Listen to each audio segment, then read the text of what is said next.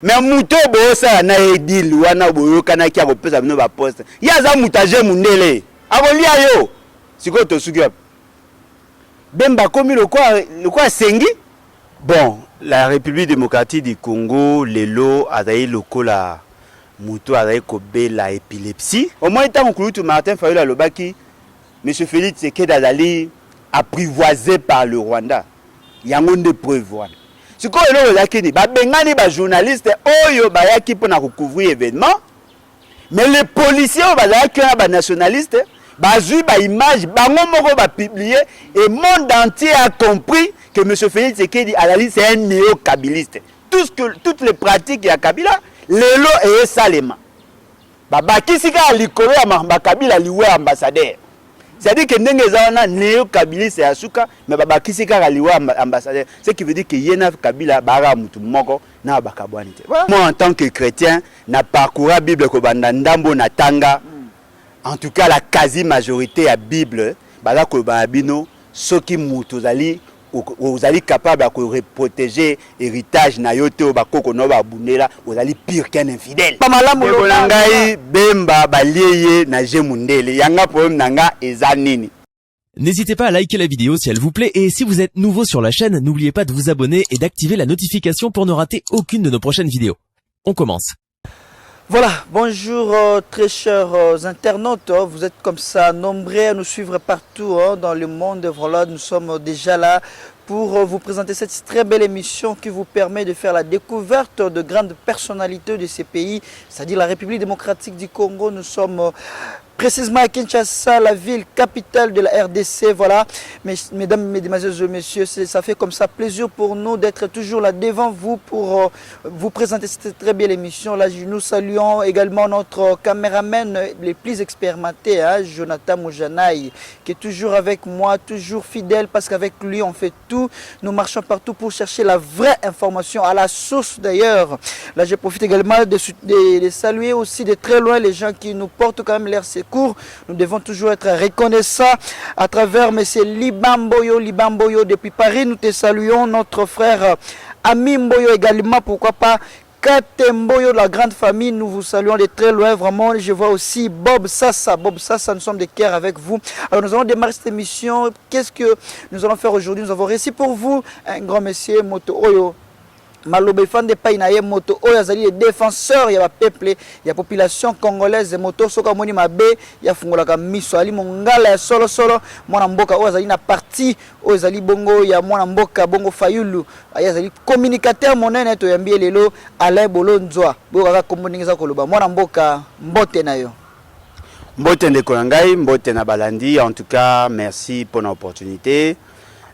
Deux petites précisions. Nazali Komonangeza Bolodjoa, Alain Bolodjoa Ibola, et puis Nazali membre il y a parti à Fayulu Té, Nazali partenaire à Kouloutou Martin Fayulu, pour Nazali coordonnateur à nouvelle classe politique de l'opposition et initiateur il y a parti les BAT, les Vonou et bâtissons autour déjà qu'on crée Mikolo Isoya.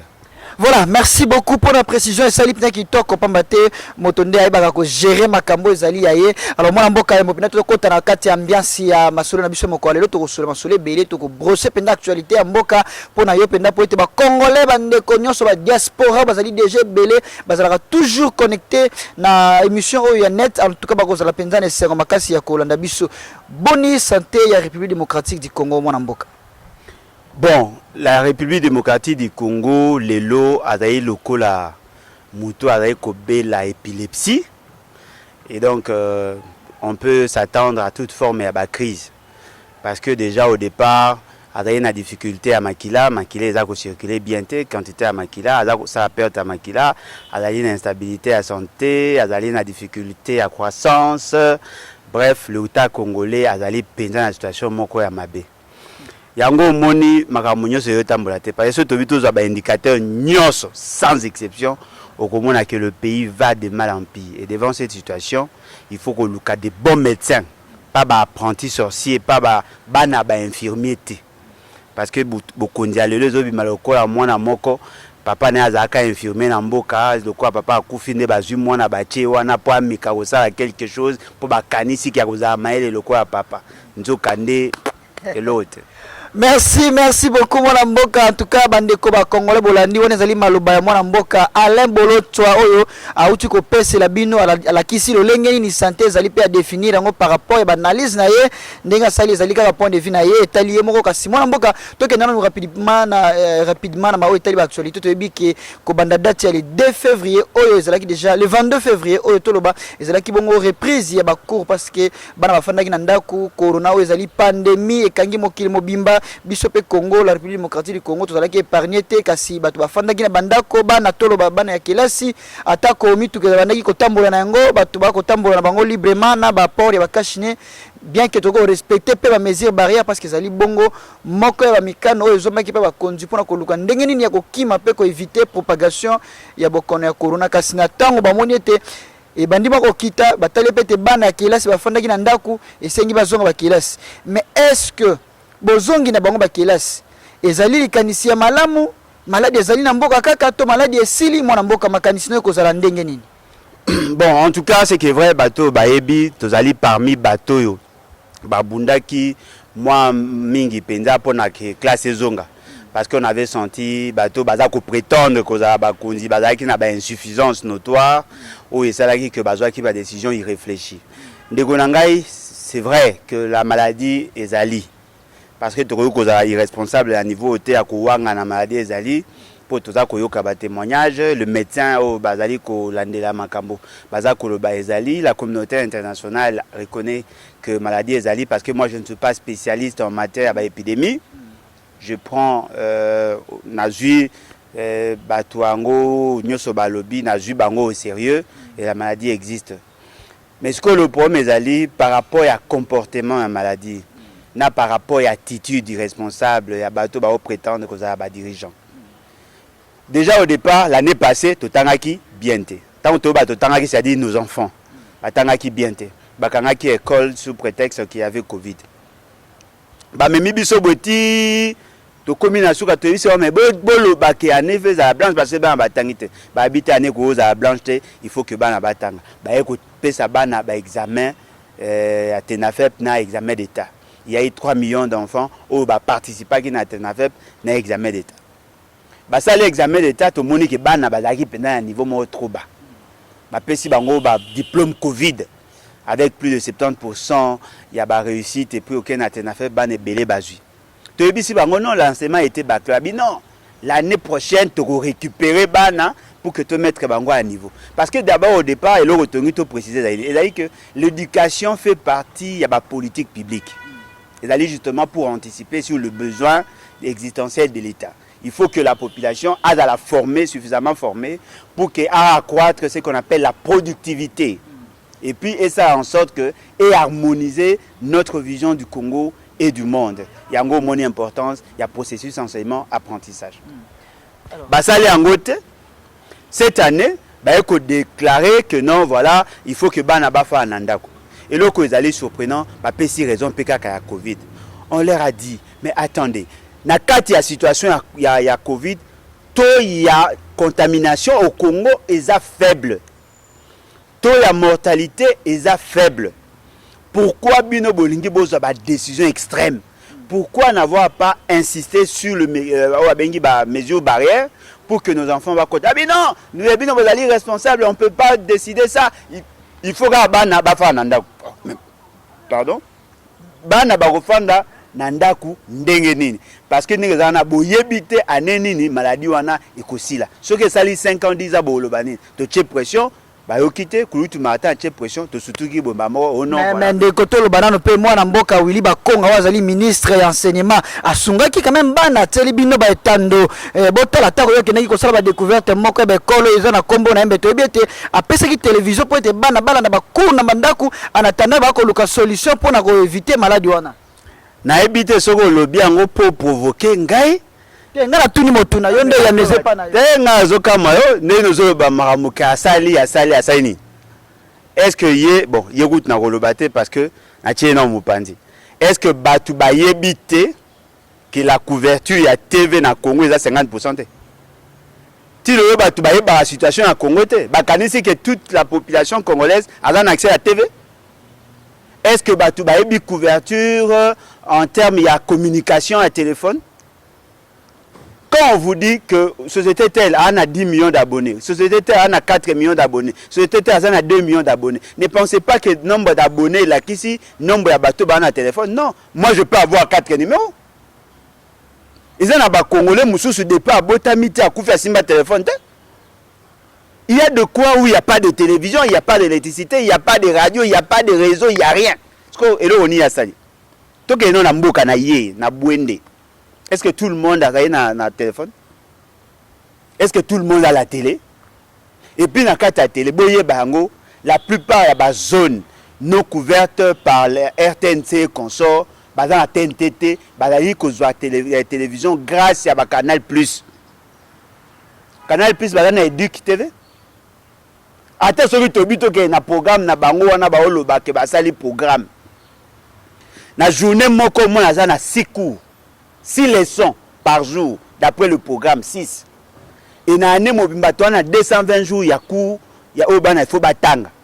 Si on a 6 cours, il y a 7h15, 12h15. Il y a aussi cours na TV. TV a sa première année primaire, deuxième, na 6e des humanités. Ça fait 12 promotions, il faut botangi ça. Vous avez enseigné combien de matières? Mais moi, je suis même solution d'ambo. Ça ka koluka ndenge nini ya kobongisa te bana batika kaka bongo te. Ndeko nangai. Boko misaka bango de bola kisaka degré ya irresponsabilité na bozangi koyeba na bango na miso ya batu te. Bo fingisa bango. Est-ce que vous trouvez ça normal? Qu'un État a le bac, non, voilà, nazali ko pallier la situation, il y a éducation, et on a ça le système qui est télévision, battant à partir à la télévision. Prenons même en termes, il y a nombre d'heures, il y a matière. Ce que bandit TV attend à 7 heures. Au début, comme ça, TV attend à 23 heures, attend à minuit. Malheureusement, malheureusement, c'est ça le problème. Vous savez, nous autres qui avons fait l'économie, tu as un avantage, Moko. Quand on veut faire quelque chose, on arrive à modéliser. Il faut toujours tenir compte de la variable. Mais non, nous avons parlé. Non! Est-ce qu'il y avait une chaîne exclusivement pour l'école primaire? Parce que moi, il faut attendre de 7h15 à 12h15. Ce que l'on dit, 30 minutes, il y a récréation. Et la question que moi, je suis à 3 cours, 3 leçons avant, 3 leçons après. Il y a un monde où moi, je suis pendant 220 jours, que moi, je suis bien formé. Mais eux, ils ont que vous avez cours par jour par rapport à la promotion, au bien ça. Autant que ça moi la géographie, histoire, français, autant que si moi na démembrement surtout en termes de matière, autant que ça moi la première année de leçon mobile na TV. Et pourtant na TV au komone loko moko, ba ko pesa bango 45 minutes pour la leçon, ba passer na deuxième ou bien passer na troisième. Quel est cet enfant que le non voilà, dans les cas qui n'attaquent na TV, aujourd'hui je suis bien formé. Sur base à quel cursus? Et puis là, monsieur Olobi marambo ya courant bobeta courant masola courant de awa na Kinshasa. Tout le monde n'a pas d'électricité. Hein? Est-ce que vous avez imaginé toute la nazuka exemple la province Moko, toute la province de l'Équateur, toute la province de l'Équateur, il n'y a que centrale Moko thermique ou comment groupe électrogène ou c'est la Tchana Mbandaka. Nombre d'abonnés 100.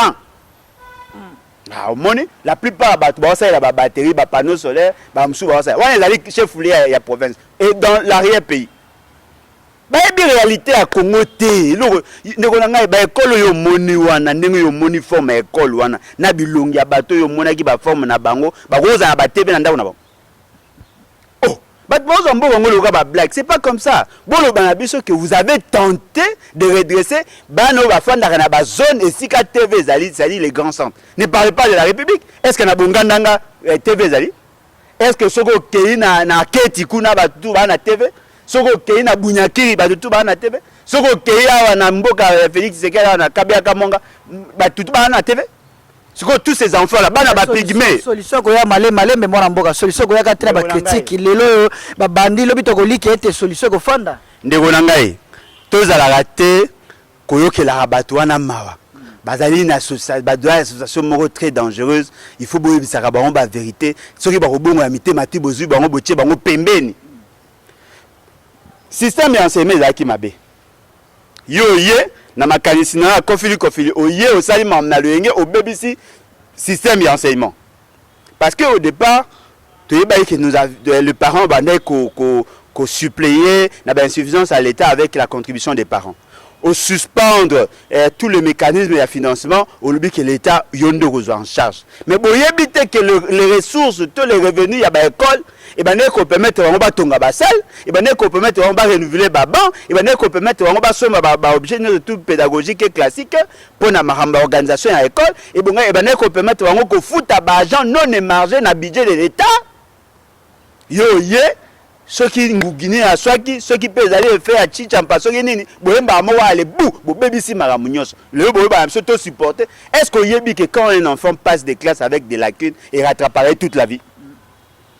Oh bozo bomana et ali système d'enseignement na ko supporter bo mona la biso ndenge bo mesana mais ko mona la ti éducation te parce que celui qui détruit l'éducation détruit toute une nation. Tout à fait. Alors moi Mboka toi qui na image joint tout solo parce que déjà toi dans enseignement va to quitter yango tango venir ceux qui image joint no balancer yango ezala qui popé ça quel message na ba congolais pe bande ko ba diaspora ba ko landa biso. Ah ça c'est une bonne question parce que loko moko na remarqué que mutna mutainga utiliser image na marque na bateau ba ebinga bateau ba soutenaki makaniso ngazaki parce que au départ azaki na ikanisi de chaque projet mo abi pas une école sans banc na comment livre sur la forêt. Nakati ya livre wana expliquer que là où on exploite la forêt, batuana na mbamboka na bazali pauvre. Na lobi que nakati ya bamboka oyo bazali ko sala oyo bazali ko kata banzete, bazali na difficulté à banc, bazali na difficulté à tableau, bazali na difficulté à ba porte na ba bâtiment. Bato abi ah c'est bon, ah OK, c'est bon, et qu'est-ce qu'on peut faire? Na bisi bango bo somba livre et qu'on permettre ngana que nous sala ba don ya ba banc. Na kati na bango bato bazali ah est-ce que makambo azolo beza so na baki na bango non attendez na ko kende na ko lakisa bino ba école ndeko nanga na ye na 37 images ya 37 écoles 37 images ya 37 écoles oya chaki tembe pa na tindeli amona bien ah ça c'est scandaleux comment école a boyo koza na 21e siècle bangonde bato na tindelaki bangonde ba publier siko le retrouver bango za nini tant ba kaka epé Willy Bakonga ah mutu musa lobi non Willy Bakonga attend école privée comme nango Willy Bakonga non je n'ai pas dit ça l'école wana comme nango epé Willy Bakonga ezali école ya l'état bilan monsieur Félix Sekeli Botia parmi babiloko ya asali école epé Willy Bakonga asali yango en collaboration avec monsieur Willy Bakonga. Délégation oyo kenaki ko créer école ezali délégation ministérielle bakomaki na mbandaka ba se déployer bakena ingende tango bakomi na territoire ingende na secteur ya Douali nde ba ekota la distance entre école na ba habitation ba bino il faut tout écourter distance parce que bana bande ko beta plus de 3 km pour ba kene osala tenafep lokola ba mikolo ba ko kende parce que baza déjà âgé ba bi ba créer école primaire epé Willy Bakonga. Le nom à Willy Bakonga est qui négocié entre la délégation et la population. Voilà. Tu vois, binosko, on est que ça bino passi. Et ça que non voilà comment après 60 ans d'indépendance, ndenge ba ba ko tanga ba condition wana bino obité et la combo wana la dignité parce que yé a ko pesa combo ya école ya mabeboité. Mais ce que to ndeko nanga itikanga la loba. Maintenant, on doit faire le choix entre l'appellation ou la dénomination école, na message vidéo lancé sur la qualité de l'école. Ce qui est sa combo na école, moi je vous dis je m'en fous parce que je n'ai pas participé dans ça. Mais ce qui est école existe, et puis que vous êtes des criminels. Comment peut-on dire que ce genre d'école n'existe pas alors que TV5 Monde à la qui sa école ya marque wana na ingende te na Équateur te na Kinshasa ndeko soko lingina la kisa image na la kisio image au moins na TV5 et la kisa école ya Bona Maluku awa na Kinshasa à moins de 200 km na résidence ya président de la République à moins de 200 km na résidence ya ministre, à moins de 200 km na résidence ya premier ministre, à moins de 200 km na résidence ya bourgmestre, à moins de 200 km na résidence ya secrétaire général ya EPST. Sikoyo soki na Kinshasa, esika oyo toutes les institutions sont installées, il y a ce genre d'école. Quid alors na province oyo, depuis Kabila Kota, depuis Mobutu Kota, c'est le loko basala ezalaka kotonga ko créer Bralima. Ongo bisanga ke école abozala te. Okolakisa ba école mususu okomona toutes les écoles quasiment eza na marque. Soko okokuta na bateau ba yebi ngende. Poser bango question. Ingende bandi na mboko ba bengi mpama. Parce que ingende nde mpama nde kaboli ingende na biko. Soko le kimpama. Pour mon école bâtie boy, il y a un peu moderne. Ce qu'on y est au coup na batina. Ce qu'on le moins batina pour mon école il y a marque wana o atezanga ban mais ça au moins na bâtiment au mundela tika au coup na bokato la centre. Ce qu'on le moins bokato la centre pour mon école il y a marque que batonga normalement au komona ngona ingende. Ndeko nanga ko banda mbandaka ti bokato là ils allaient plus de 140 km. 3 écoles. Si on a 4 village à l'école l'année, car boignoso. Mais il y a une photo qui est na Union Sacré bimé, makamba malamu ko yana ngo mwana mboka.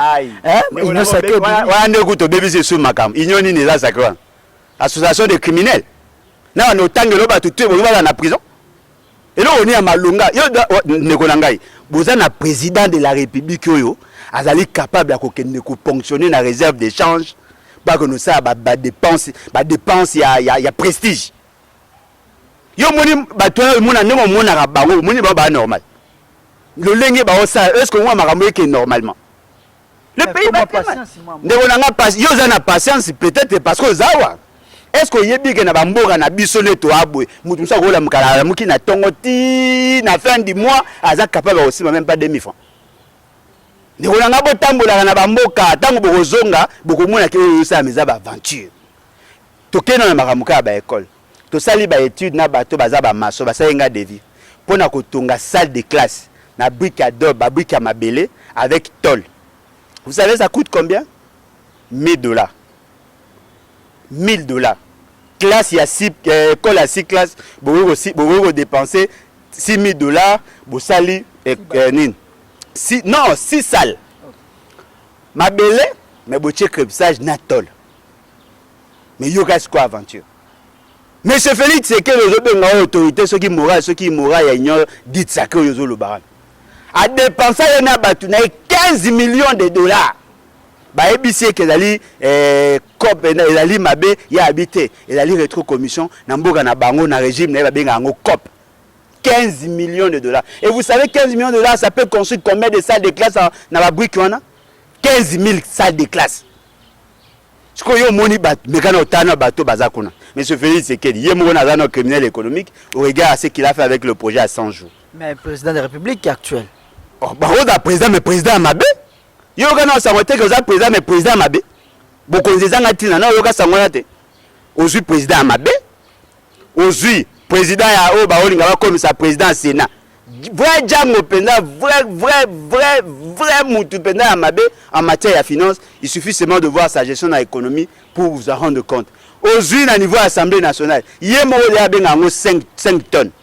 Abeti tout, mais 5 tonnes. La quasi majorité à bateau barana ceux qui benga union dit sacré, la quasi majorité sont des criminels. C'est que devant cette réalité, bon fondé kondimana bino na nini, ils sont incompétents, ils sont immoraux, bazali na souci à peupleté, ils n'ont pas assez de pouvoir, et au finish boze là, bokfandi pena le quoi bobeta wine, be le kola ceux qui comment on dit, PMU, bozo espérer qu'empunda na la longa. C'est pas comme ça en gestion. En gestion on peut estimer la capacité à mutu par rapport à passé, na par rapport à personnalité. Ils n'ont rien de bon, rien. Et rien ne sortira na bateau bazu bokonzi na ndenge ya mabe. Ndeko nanga koyebisa ba na yote ke ba espérer ne loko. Voilà, Banamboka en tout cas, ils allaient pema ko sona mwana mboka Alain Boloto parce que ye penza alobaka ils allaient pole na motema na ye azana likambo ya mototembe apesa ka basango et puis ils allaient ba point de vue ko partager kaka na ye moko ndenga pesi wana ils allaient makanisne ka simona mboka to kena no pe yo poko tia biso makela wa meli boni biso bonika bo ganzemo likambo bu ba biso bo sukana est-ce que ils allaient marque de considération to ils allaient likambo ni ko leka pour être marche na bino o ils allaient penza échec makasi. Et donc, moi, quand j'arrive, marche, Zaki marche, il y a Bisso, dans le sens que je suis partenaire à Kouloutou Martin Fayou. Mais Zaki marche, il y a des jeunes, il y a SID. Voyez-vous? Ce qui est Toyaki et Zaki, justement, pour appuyer Bango. Tu appuyer Bango, mais là, que ça qui, moi, mouké, difficulté, Zali, tango, toza, kouya na Willery, pour Bisso, tu te bailles, que point de rencontre, Zaki, Willery, point de départ. Malamoko Bango, va suivre ces informations. Que balingi ba déployer ba policier pour na ko empêcher au lieu que ba ya wana bango ba kei na ambassade mbala moko na ambassade biso ba oto yaki na Willery to kuti déjà ba ni ko panza ce qui veut dire qu'on n'avait pas pu nous mobiliser mais loko za livre bo beta masolo ya ko pekisa ko marché te bo beta sko masolo po na nini ba pekisi ko marché au moins tant Kouloutou Martin Fayulu lobaki monsieur Félix Tshisekedi azali apprivoisé par le Rwanda. Il y a une preuve. Ndeko na ngai tozo marcher pour la mama minembwe. Batinde so ba policier, ba pasola kutu mutu ka Kouloutou Martin Fayulu, ba pasola ba pine. Nga ba kanganga ba kotsanga na maison communale Njili. Ba kanganga ba kangana ba jeune moko bola iba ba ngutu na ba mbongo et tout ça. Ba menacer biso tout ça. Siko oya cette fois-ci, baza ko marcher contre le Rwanda, oya azali ko dompter ba soi-disant ba konzi wana poto luka ko libérer monsieur Félix Tshisekedi na minyololo ya Rwanda atindi susu ba policier na o nani o kombo ya molimo ya mayo nani oyo azaka kombo ya molimo ya mayo zaka na ngobila atindi ba policier po baya ko menacer mais loko batu baza ko yeba te zaini ezali que en faisant ça ba outi ko confirmer qu'effectivement ils sont au service du Rwanda. Parce que si batika batu ba marché, tant msuli batu bangaza bango ebelete. Tant msupe ngesa rango beste. Mais le fait c'est que ba maele ndamu batindi batu na bango. Batu msu ba lobi ke ba policier ba saki mabe. Oui, ba policier na kati ba saki mabe. Mais na féliciter ba policier ba filmaki. Po bango ba komane ceux qui bo sali likambo. Après na sima ba ko ba non, ils qui fake news. Boza ko kosa, likama eza lukuta, qu'est-ce qui prouve? Si quoi est là, ba bengani ba journaliste oyo ba yaki pour na couvrir événement, mais les policiers ba yaki ba nationaliste ba zui ba image bango moko ba publier et monde entier a compris que monsieur Félix Tshisekedi Alali c'est un néo-kabiliste. Toutes les pratiques ya Kabila lelo et salema. Ba kisika likolo ya ba Kabila liwe ambassadeur. C'est-à-dire que ndenge zawana néo-kabiliste ya suka mais baba kisika kaliwe ambassadeur. Ce qui veut dire que yena Kabila bara mutu moko na bakabwani te.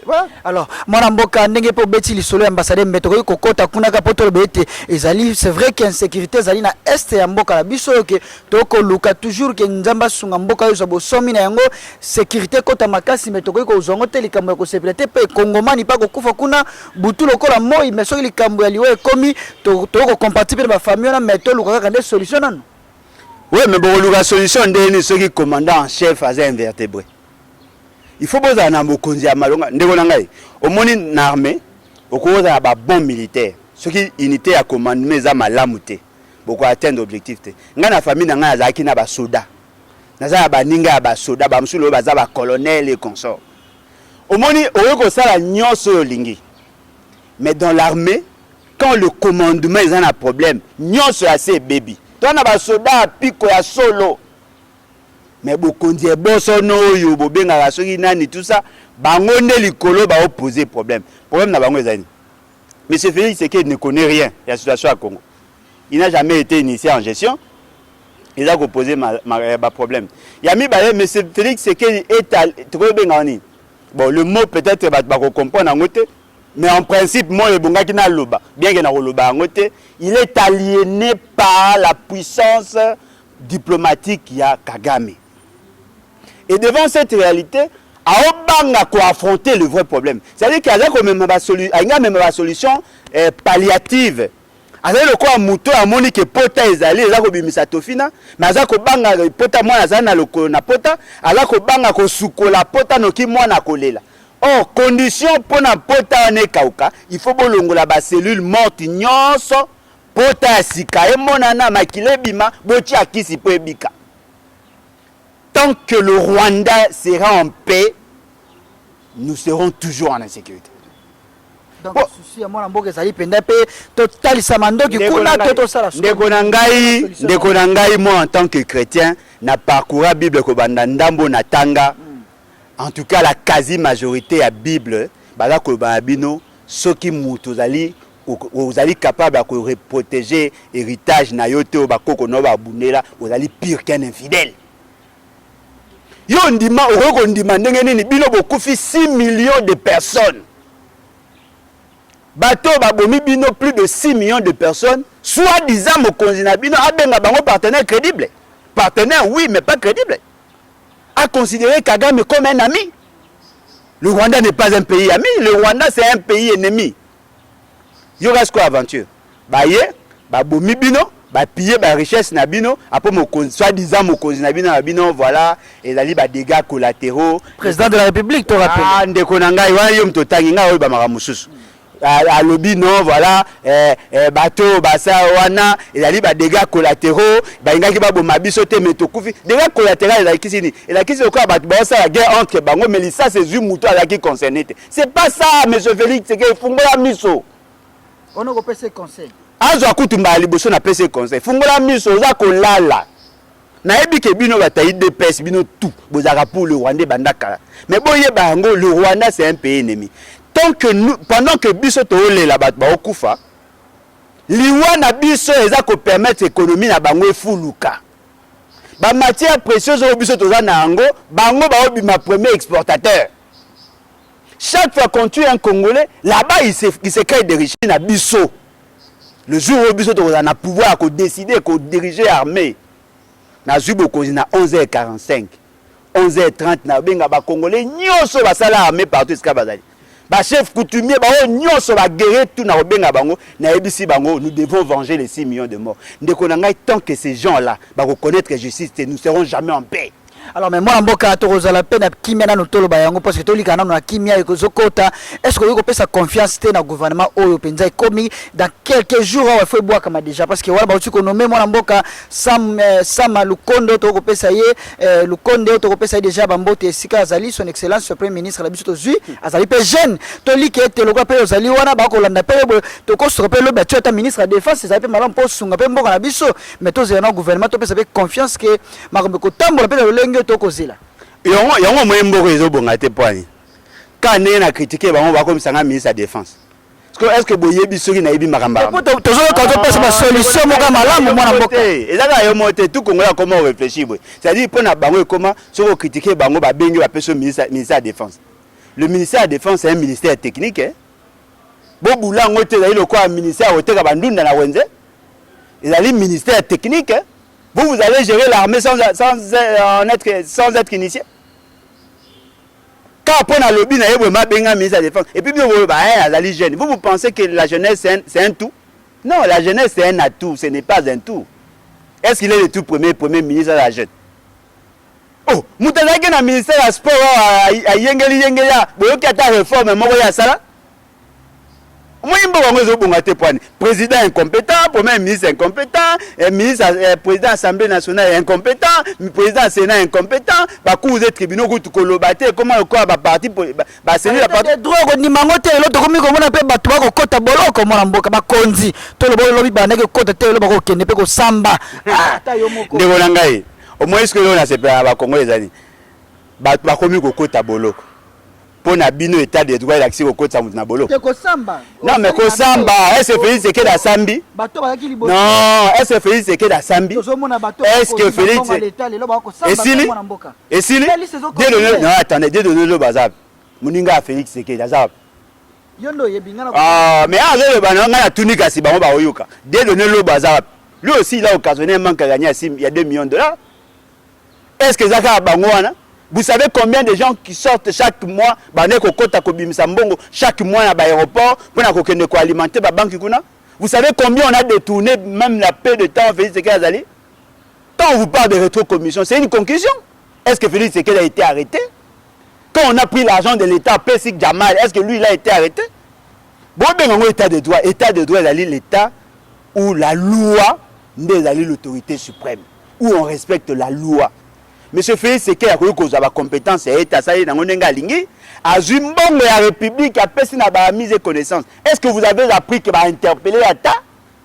Mais sur côté de la Constitution, article 164, 165, 166, bazoro babino clairement, ba koki ko kangaye. Muto azu da bo konzina ndenge ya mabe. Est-ce que la kanga nanga? Est-ce que vous savez que Nangaï a détourné, lui et sa bande là, ils ont détourné 100 millions de $? C'est l'administration américaine, non mais même belema, bon qu'on poursuit, vous voyez, bon ben on état de droit ndeni. Enrichissement illicite. Kabunda, tu au komaka kamingi ta na pouvoir. Aosoma bandako. Est-ce que vous calculez salaire na osomba? Ba maman autour to mona bataille de pèse va changer ba vie. Est-ce que vous avez source à revenir na bango? Est-ce que vous savez que le détournement c'est un crime économique? Est-ce que vous avez état de droit? Le jour état de droit est koya na mboko. Félix Tshisekedi na Kabila va sceller le 212 au 213. Le jour où on a un état de droit bandit. État de droit, il y a un chantage. Non. Bon, Lukabo Yeba, Tango Mokonzi Arobank, Azongi Saka Mbongo, na caisse. Mbongo ane zawapi. Bon, tout n'a pas ya Dégérade, numéro ya Bordero, on va déposer un bon compte na bango, et ça numéro nini. Merci Penza mwana mboka Bolodja. En tout cas ningo koloba wana ba Congolais ba kolanda ba mbe ba ko juger. Tobi ya malamu boko kanga. Ya mabe bino moko be bandeni to kolongola ngo parce que to luka kaka nde bo solo parce que ndenga koloba bisika mso ko pesa conseil sengi pe bande ko bozongo na ndenge moko ezali ya solo. Kasi mwana mboka batu pe bachaki motema balabaki bon. To ebite ndeko Jean-Pierre Bemba na mwana mboka Moïse Katumbi basaki lokola mwa bazala pembeni ya mokonzi batu bachaki pe motema to ko bimata mwa premier ministre moko makuna mususa senga ki primati mususu soki ndenge nini. Bon na nyonso wana lelo esali ki eto moni mwana mboka mususu nda bimi. Yo makanisi ne ko zandeni na sika wana. Ndeko nangai. Batindi mwana muninga tindi mwana yako somba bilo na wenza. Baliembongo na jemu ndele. Siko yanga problem nangezani. Zala clair mwana mboka masese wana ezaka tonga ba Yesu. Kongola lingayo ba malamu lo. Ngai Bemba balieye na jemu ndele. Yanga problem nanga ezanini. Bango balobaki tika na loba. Tosaki émission na Laurent Onyemba. Epa ya sango. Alobi bango bayaki pona vision ya Félix Tshisekedi. Bayaki pona vision ya Félix Tshisekedi. Bakanisa yeke bakomisa bango ba premier ministre. Mais muto bosa na edil wana boyoka na kia kopesa bino ba poste. Yaza mutaje mundele. Abolia yo. Siko to suki wapi. Bemba komi lokwa sengi. Mbongo akaresi bale. Bemba nga yebaki baimoto akende kofuka mela o nani soki Jean-Michel soki nani comment na premier ministre.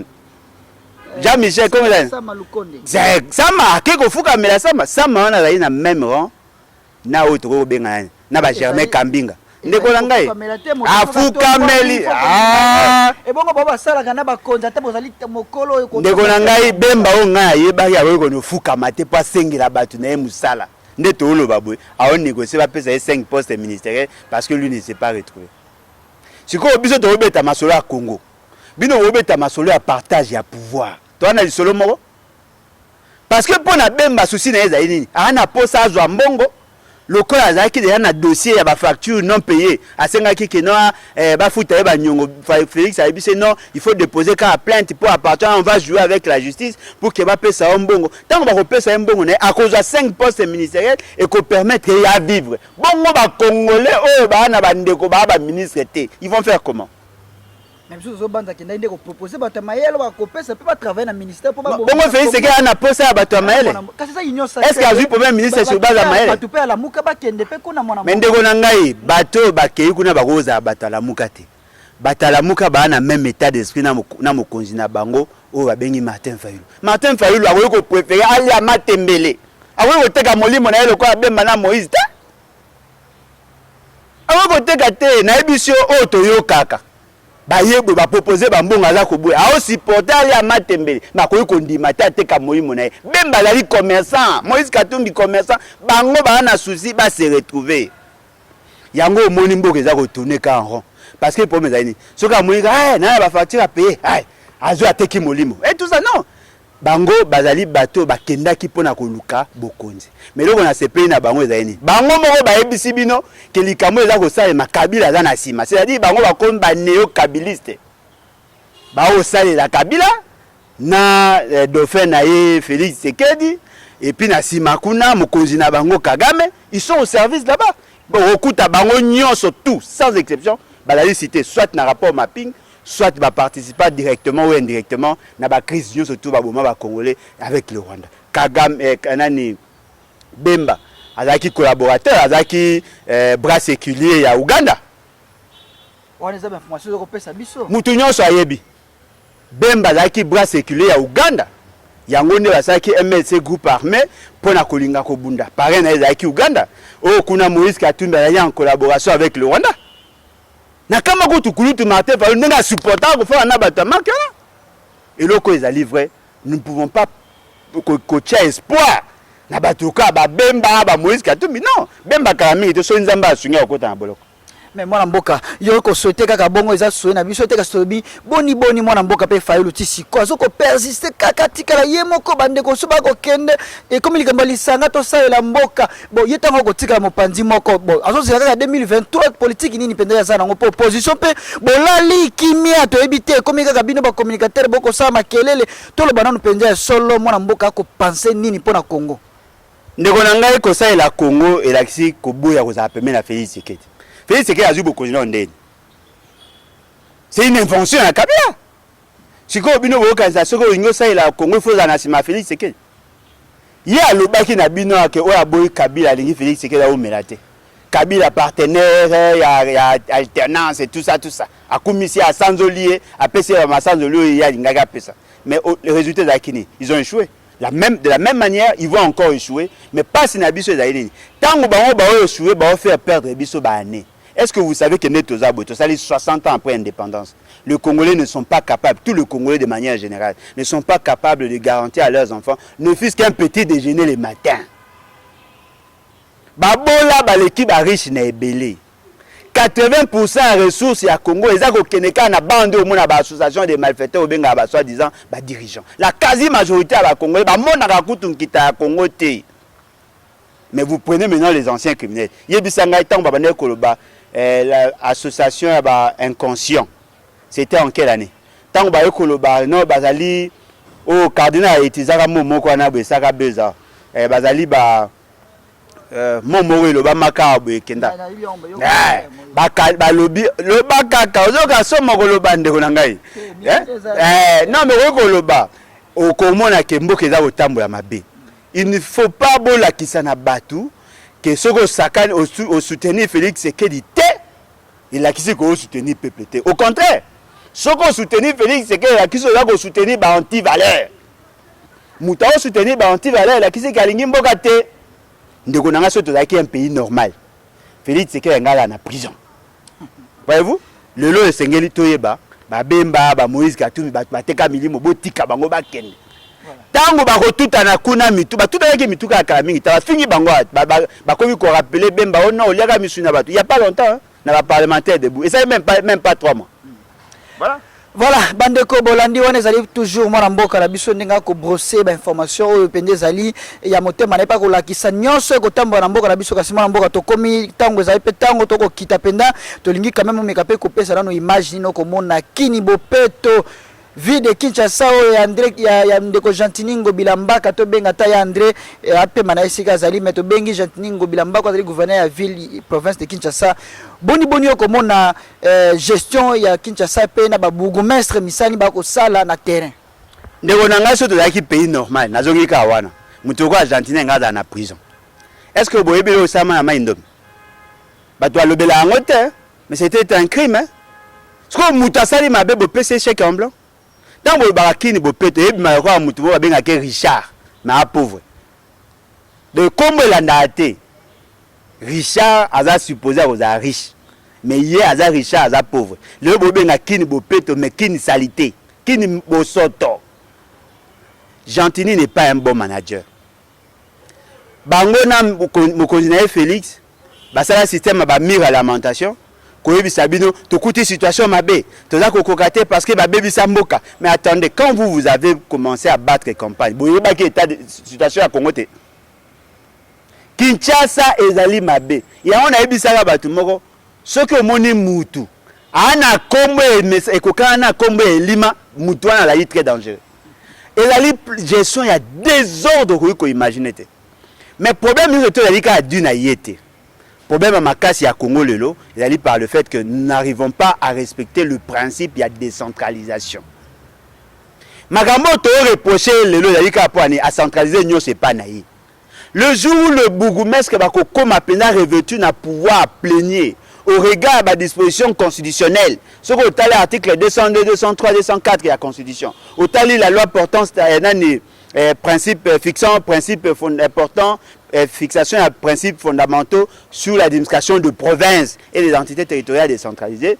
Beaucoup de monde a que pour que tous aillent bien, il faut que le bourgmestre va revêtu na plein pouvoir. Baba na kozwaka bambongo parce que bana ba ressources na bango propre, ba na la possibilité à cause de la rétrocession, il y a 40%. En ce moment-là, le bourgmestre ba koye ba ko pesa impulsion. Mais quand on imagine ndeko na ngai, l'hôtel de ville a organisé assainissement ya commune loko ya Mongafula. Mutalo ngaka Gombe, pas que na ko sala assainissement na Mongafula. Est-ce que vous avez la distance? Mais ceux qui ba bourgmestre la commune a ba moyen. Et que bien. Oh, la Constitution dit ceci. Il faut que le bourgmestre soit élu na suffrage universel indirect. À cause il y a 3 échevins. Le coup, il y a un mini-gouvernement. Et puis, il y aura un collège, il y a des conseillers. Oh, il y a élu na suffrage universel direct. C'est-à-dire, on va organiser l'État à telle enseigne que le conseiller, bazali, conseillers municipaux, bazali, bateau, la gestion. Ya mboka na bango ya commune na bango à la base bakoye bambongo eza kokota bakoye comment orienter les politiques. En ce moment là les communes vont jouer pleinement leur rôle. Mais pour centraliser pouvoir nyonso yesko ça système ya fongo jusqu'au munora nyonso kokota ba azakolia le bourgmestre ne se retrouve pas. Après ça qui bango ba 10 000 $ ba bien. Après si bango ba 10 000 vous donnez na commune ya net ya Kintambo 10 000 $, au PC commune ya Ngalema 10 000 $, au PC commune ya Matete. Est-ce qu'ils ont la même réalité? Est-ce qu'ils ont la même réalité? Ce qui veut dire qu'il n'y a aucune politique. Et devant cette réalité, moi je ne suis pas surpris de voir que Kinshasa est à la salité. Non seulement à la salité, comme côté qu'à tous les espaces, partout au monde, il y a des stations, partout le Congo, la ville ne va plus respirer. Et pourtant nous avons 10 000 km², mais jusque-là, Totongi n'a moins de 2 000 km². La ville de Kinshasa est pour que tu vas vivre bien, mais fort malheureusement, il n'y a pas de politique. Un autre problème, c'est l'ombrage, il y a soi-disant ministre intérieur. Aliri ko kota na ba domaine ezali ya yete. Yango yo mo ya kembo eza ko tambola bien. Mabe, ata so to bitolo ba na Argentine, aza mabe na ye. Mais bokonzo ya ba o comme soki kankonde konso. Apparemment bango tout ba comprendre le fonctionnement à l'état. Et devant cette réalité, les kino ba fanika ba o le la ka ma misu. Amelimo agene aleli tina suka journée alali pa bossa na makam. Oh problème ya Congo ba ko bossa na yango te. Yango to lo babo. Le corps argentinien azaki élu par des députés non élus. Le corps Félix Sekei azaki non élu mais va proclamer élu. Bango tout to tcha na mulongo à la queue bango tout libanda. Il faut actionner l'article 64. Seule la révolution peut nous aider à résoudre ces problèmes là. Ce qui te sali en moto to rotuna kan ron tina suka, il n'y aura rien. À partir de là on va convoquer un congrès fondateur aux initiatives to zwa ki angona de konabiso Freddy Fuma Congo to sali congrès fondateur. À partir du congrès fondateur tu peux proposer l'avènement de la 4e république sur de nouvelles bases avec une nouvelle constitution. Oh tous les éléments malicieux to tcha bango libanda. Et puis on va insister sur le background. Moutako ma président a été pour aligner, gouverneur était pour aligner. Au salut moi formation à 3 mois comme gouverneur, pas question, il faut avoir un CV. Voyez-vous? Alors, moi, je pense que le plus important, c'est que kasi 2023, bunda, o peut-être moniter ma bezali, to bomba, on a scène 2023, de ma kamusika, congolais, à côté de ma collection, Manzaka, à Komona. Congolais pas kufa kami suta ko mona ko ka pasi 2023 lokwa topesa ki e makoki wana to luka susu ko te biso congolais kaka yo bino kanani yo zaka na kwa moko yo pese makoki ne ya to bito zela 2023 to ko luka mwana mboka tala caméra émission comme na suka to ko pesa maloba pesa congolais mama te appelle lobela e liloba penda yo moni ko loba parce que to bi ke tozo zela 2023 yo linge baksa likambo ka sitala yango na caméra lobela congolais ndeko na ngai bato baolanda ndeko na ngai o baolanda bolanda makambo ndeko azokoloba te. C'est très dangereux. Ndeko na ngai yo zo ba mutu akufa en silence stade de la team ko 2023 koya. Est-ce que boyebi te que Félix qui a na posa tricher atika na bokonjo na seko seko? Est-ce que boyebi yango te? Pourquoi là on a toi maîtriser cour constitutionnel? Pourquoi on a toi maîtriser seni pour se maintenir au pouvoir? Ce que bokonzi ya mabeza ngatina boy. Bokanga mutema tina 2023. Boyebi beaucoup en silence. Tant que vous avez 2023, pour qu'on ait à 210 000 francs, Soda Molongo à 167 000, vous foutez à la enseignante, tout comme à main na bidon, basomi ba camion cité un programme d'urgence à chef, un programme social à chef de l'État en dessert pour la desserte en eau potable. Ceux qui besoin d'avenir na bino besoin d'andelate boso mama ite ba maizate ba mo tine bino courant phase insécurité ba comme bomana ba ambassadeur mon tout comme insécurité. Les agents de l'État ne sont pas payés. Batouaza s'enrichit de manière insolente. Monsieur Félix Tshisekedi ne veut pas respecter la constitution. Bon, il va supporter en 2023. Donc, bon, après ça, on va. Non, Moutaou Kolinga Koufate a tika na malheur. Yango Tobi Boy. Bozo Abangonyo sur le quoi Aliandi. Ce que l'Ingo tika Aliandi est comme et que pour la Keba Okata Omusabi. Ce qui pour l'Ingo supporter, Zouambandi. Ate ko sala opasi, pasola Musabi Sikawana, Bimisa Aliandi, wana tcha pétrole. Ate ko sala opasi quelques temps après aussi là, mais au moins on sauve Musabi. Un Congolais conscient ne peut pas supporter comme Félix Tshisekedi 2 ans sur le Tikali. Pour ceux qui vont salir en go, vous connaissez qu'à couler. Et emploi il y a Basso Fati, Dynamique Fati, les amis de Fati, les amis de Maman Denise. À Sali et l'autre côté. Botunaïa Koutaki demande il y a combien d'emplois, à créer combien. À Sali combien de kilomètres à route, avec quels moyens, comment il a procédé. Beaucoup remarqué que c'est la gestion la plus criminelle. Oh, te connaître. Il y a un autre lobby. Seule solution reste l'article 64. Bonjour, M. Félix Tshisekedi, M. Kabila, FCC cache, tout, Libanda. Voilà. C'est ça la solution.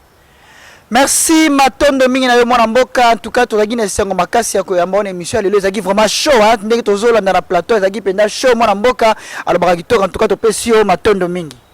Merci ndeko na ngai bao balingi bakota na parti na biso les bat les vents nous bâtissons bao ko benga biso na plus 243 81 250 28 51 81 250 28 51. Merci beaucoup. Merci, voilà, bandeko, batata, ba maman, bolandi biso partout, bozali ba diaspora, bolanda ramna émission makas parce que bolingi ko ba actualité à Congo R nyonso ndeni ne koleka et puis lelo na mbeli bino mwana mboka OIB information malamu pe pesi bino yango na bozindo nyonso bosepeli nango ya malamu tolobi bosimba mabe boba ko tenir biso pe rigueur te parce que zali information mwana mboka lobaka sembo bolandi ndenge alobi sembo na ngai wa bino Alain Ndongo somi ya Congo balobi tisiko na zanu kaka célibataire toko lukaka mbongo te na Congo toko luka misala to bala kasi na bino elongo nzamba ko sala po ete to comme appelle lobby ba responsable lokola ba susuka sika to pesa pe mbote na bato nyonso ba ko soutenir émission kitoko boto pesi bongo Bob Sasa depuis Paris to pesi mbote na si chago en tout cas ozali wana mwasi kitoko merci pour ndenge ozalaka toujours branché Alba Matuba en tout cas mbote na yo mwana mboka Jonathan Mujanai en tout cas to komi na suka ngai na moni penda lelo tosuki wana tika kimia boboto bondeko ya kolo Yesu etikala o mabota mabino.